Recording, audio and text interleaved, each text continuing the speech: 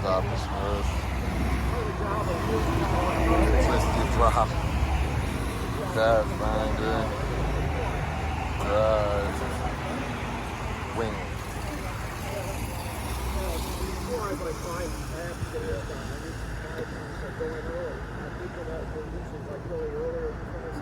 The Hello Kitty crew.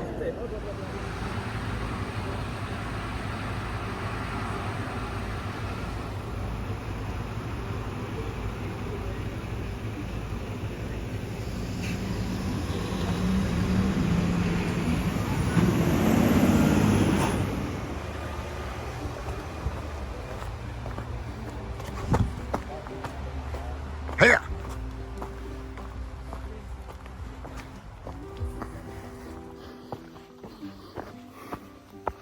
So it rained a little bit last night and this morning. Not a tremendous amount, but enough. This is the Appalachian Trail that I'm used to, or used to be used to. Everything's damp, moist. The rocks are really wet. And you forgot what it was like to step on a slippery rock. So, gotta be a little cautious today. And where you step, usually you step on one and your foot slips off a little bit. But it's kind of a nice trail other than that.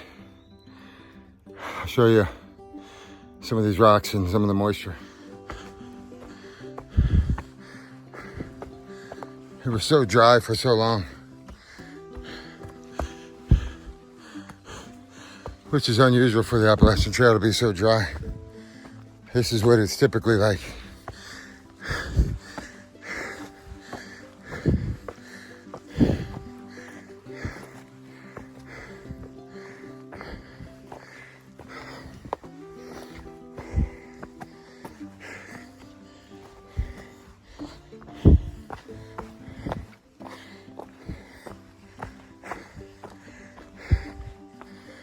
I can't afford to fall. I've already popped a couple stitches in my hand.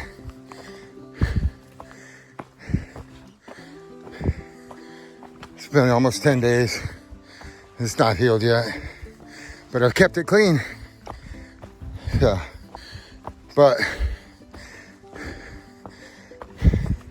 it's not gonna be a nice thin scar. Gonna have little gaps in there where the popped the stitches. I'll show you guys later when I stop.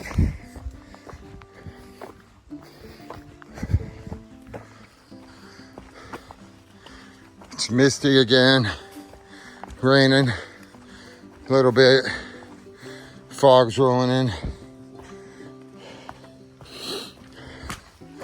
I don't have a compactor bag in my pack because I went from a 58 liter to a 38 liter. And the compactor bag I had in there was way too big. So I have a poncho. I'm gonna use it as a pack cover, I guess, if it really starts coming down, but that's gonna create its own awkward problems. I don't mind getting wet, but I really don't want all my stuff all wet. My underquilt and my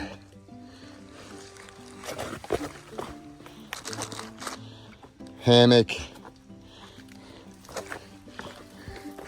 my liner.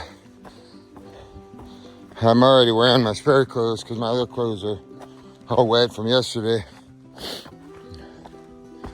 Gonna have to deal with the poncho that I've been carrying. I sent my raincoat home.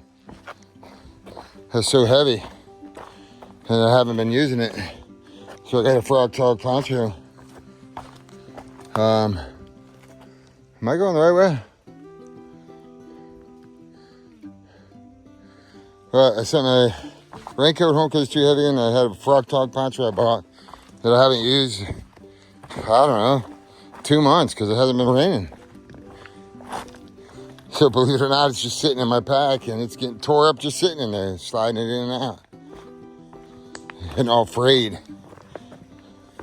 I could tear gear up without even using it.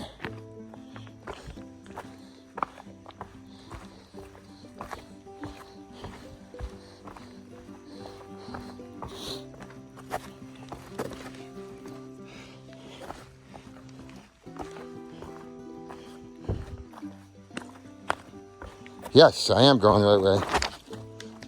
But I'm gonna pay attention because it's wet. And pretty steep downhill right here. I don't want to fall. And I don't have my trekking poles because of my hand. So it's like these baby steps.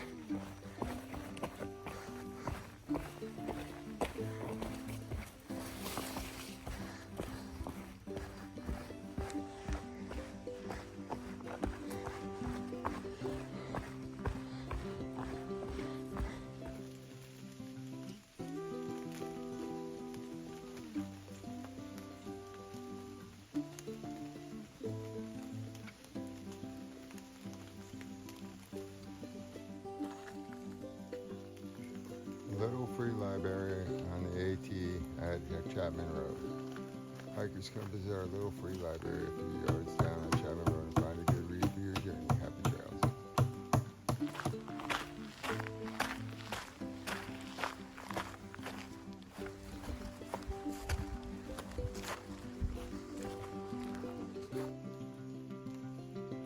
Hope nobody shoots me.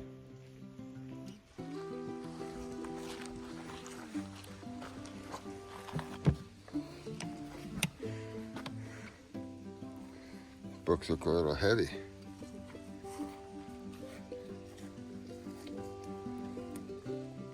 Proof that Wingits can read. Yeah.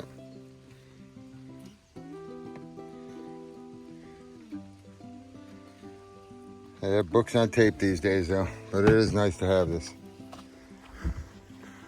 This is the top of, I think it's called Canopus Hill.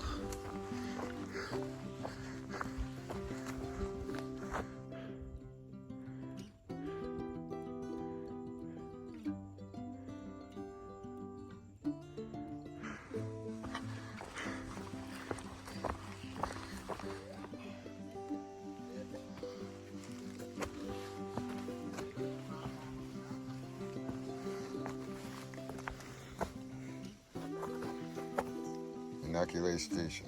When a smallpox epidemic threatened his army in the winter of 1776, General Washington ordered that all troops be inoculated.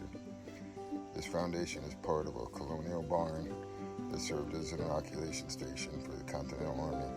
Across the trail sits the remnants of the farmhouse built at the same time.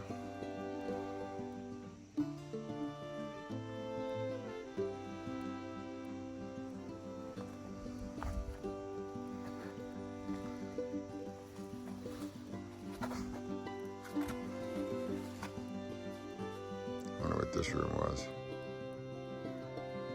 Definitely a room.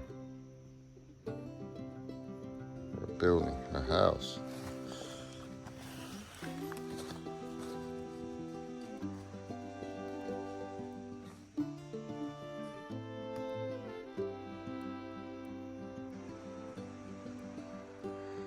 These rock walls and formations are everywhere in New York.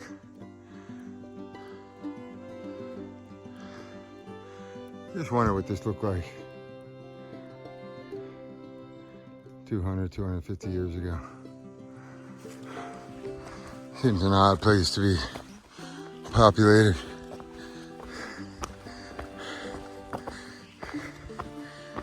Or to have a fort here, or an inoculation station. Or if there's an inoculation statement, there were probably troops all through here.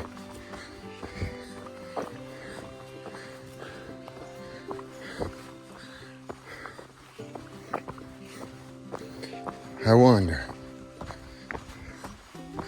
what was going through those people's minds. It's smallpox. I don't even know what a smallpox is. First thing that comes to mind is like a chicken pox or something. But I know it kills you. So I couldn't imagine like how people felt back then. Unknown medicine, or not like it is today.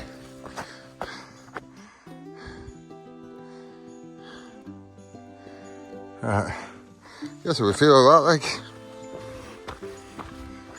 we have today. Vaccinations and people, misinformation being disseminated on both sides. Whether you're pro-vaccine or anti-vaccine, it doesn't matter. We're chaotic about it today. I wonder what it was like back then.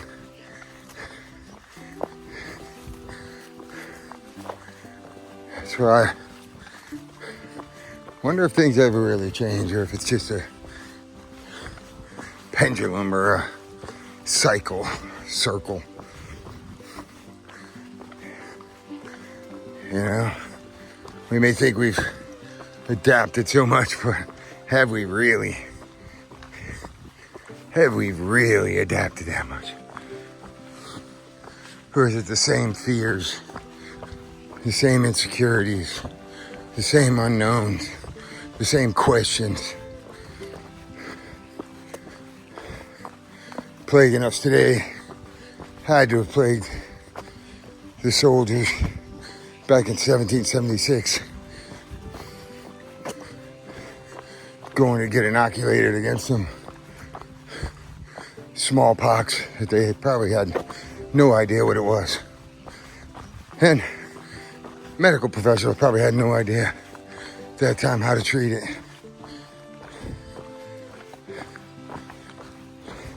Yet we think we've evolved. That's the comedy of it. That's the Maya. That's the illusion, right? That it's better today than it was before, or that it was better before than it is today. Look at these walls. Human nature is just to be frightened and trusting and looking externally for answers. And we're all the same. I don't know if it's better or worse. That's just labels we use to describe and to compare and to compete. But we're all on the same individual journey, looking for the same answers.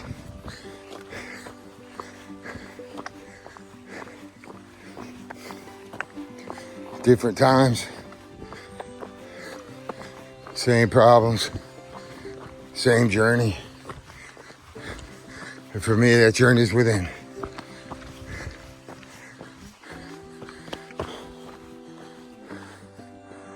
Look at this. I could just see same political landscape and war, divisiveness, division, fear, anger,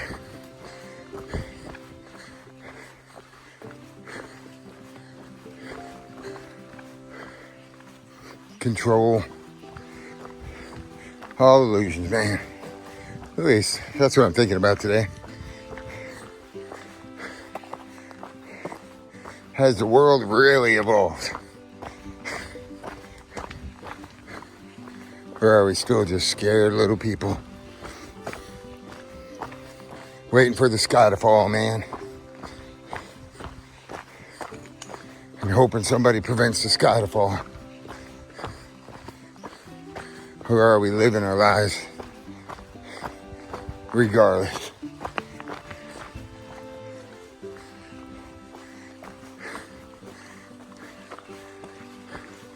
And seeking peace and comfort from within. I don't know. Random thoughts on the Appalachian Trail. How do you think people felt about the small pox back in 1776? I imagine some people wanted the vaccination and some people blamed it on others and some people didn't want it. And people running around afraid and scared, and it doesn't matter which position you take or if you take a position. This isn't a political debate or even a scientific debate. I wonder how the people felt back then, and are we so different today? 200 and almost 50 years later.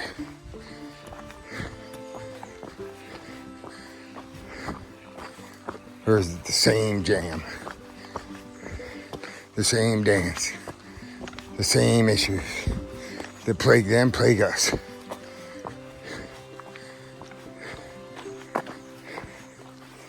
Let me know your thoughts. Are we that much different? Are we that much superior? And I'm not talking about in technology. I'm just talking about how we feel as human beings.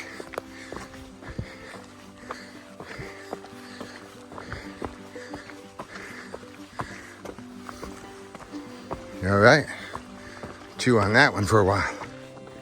Wineberries.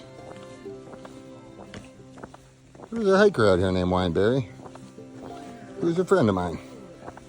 She was going to do trail magic for me in Delaware Water Gap, but she's home, so I eat these for you, Wineberry. Oh.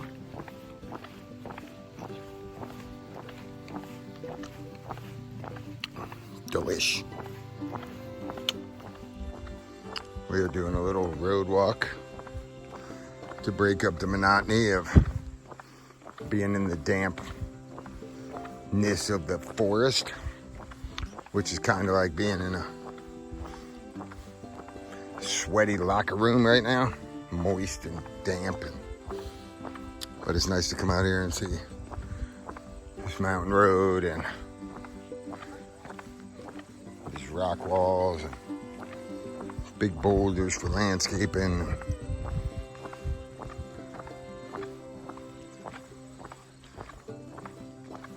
Dry out a little bit. Weather's beautiful, it's great. I don't know, maybe low 70s, maybe 72. It's perfect temperature. It's not super hot. It was a little muggy this morning, but now it's just nice, man.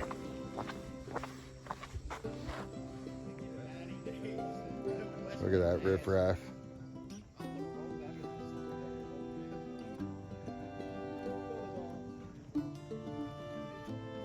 What are you Papa Smurfing? Dude, have you seen these berries? Yeah, you're wineberrying it? We're all Papa Smurfing. We're able to make fat kids happy around the world. Nice legs, Pathfinder. Short.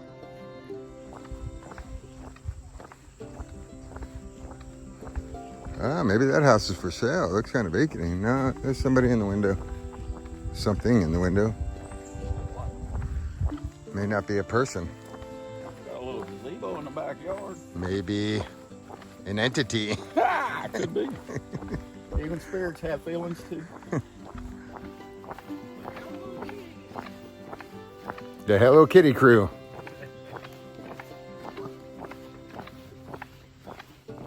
Got a short bus full of kids.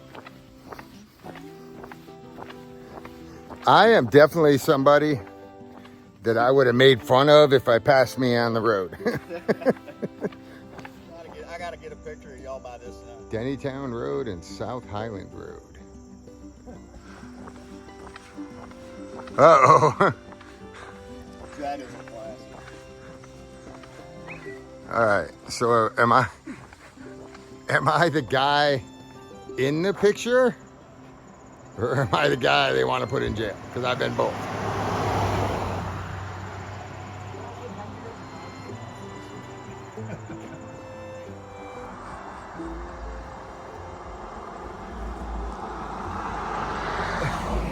I am definitely confused.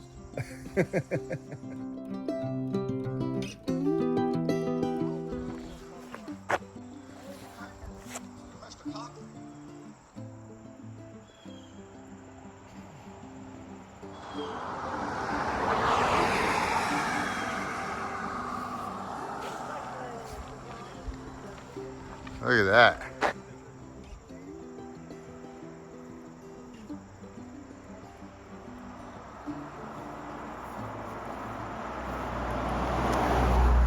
That is in the town of Putnam Valley.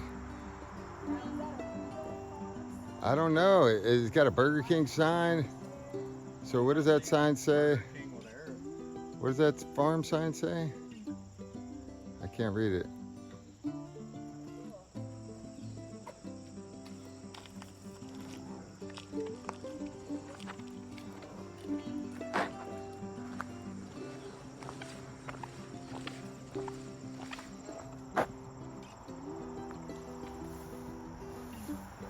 Yeah, it looks like it's just somebody's garage.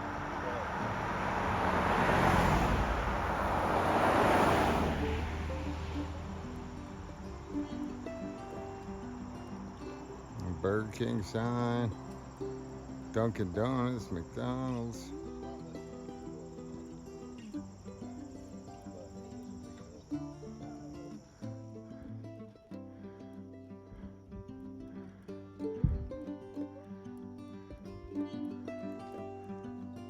Really cool. Beautiful property.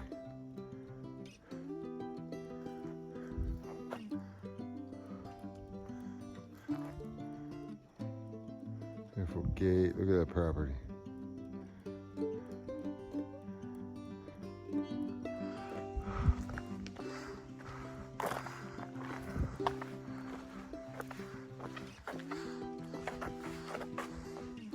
Hello.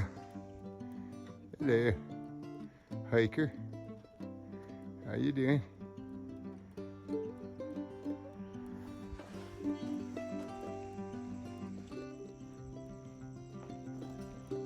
The work of a beaver, an angry beaver.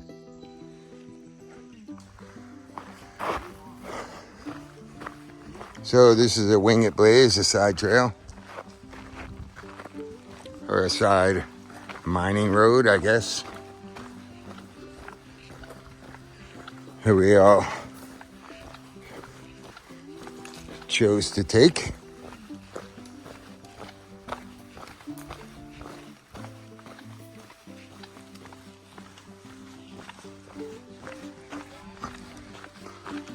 That you're not going to see on any other channel. Or maybe you will, if somebody had the same Wingit Blaze as I did. Which seems highly unlikely. Because I am wired unique.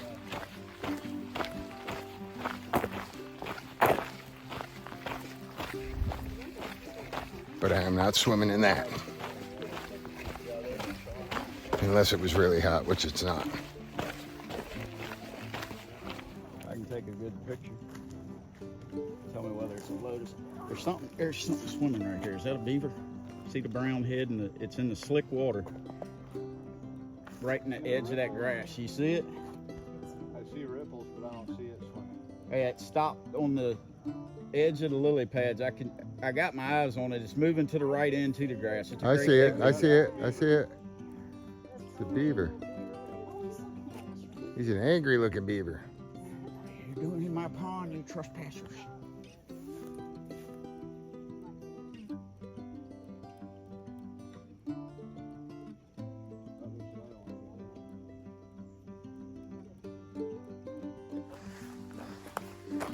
That's awesome.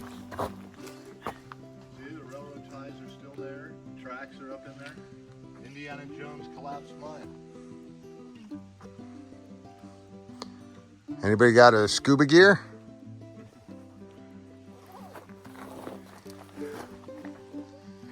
I wonder what they're mining here.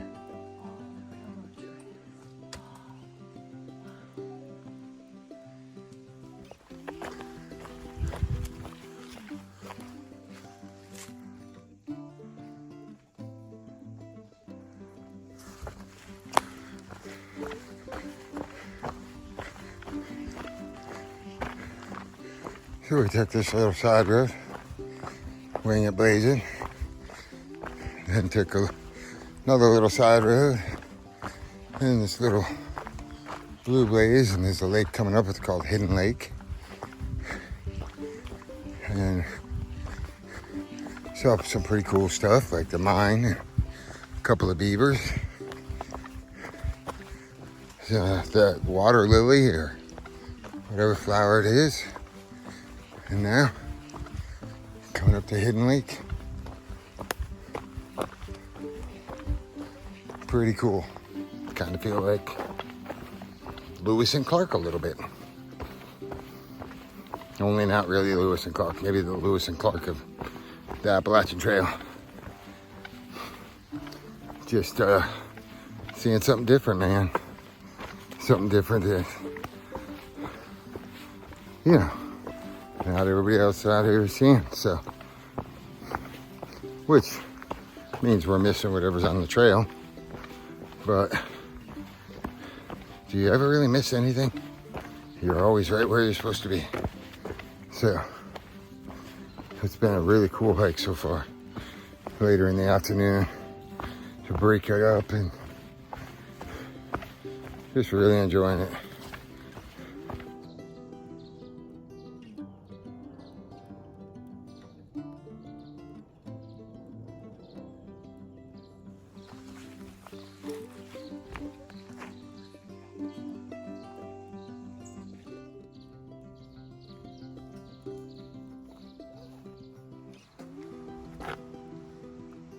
Telephone of the wind. Though I've lost you, I can hear your voice in the silent echoes of your absence.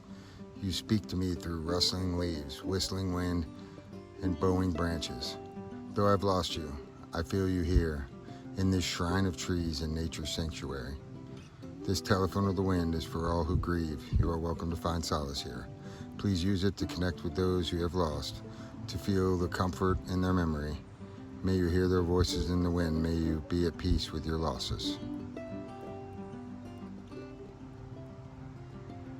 In 2010, garden designer Itoru Suzaki built a telephone booth in his garden just outside Otushi, Japan. It housed an unconnected rotary phone on which he could talk to his late beloved cousin. After the 2011 tsunami hit Osuchi and a tenth of its population was killed, the telephone of the wind on Kazi Dawawa became a place of comfort for thousands of visitors. The telephone of the wind honors that original. And you can share your story on Instagram.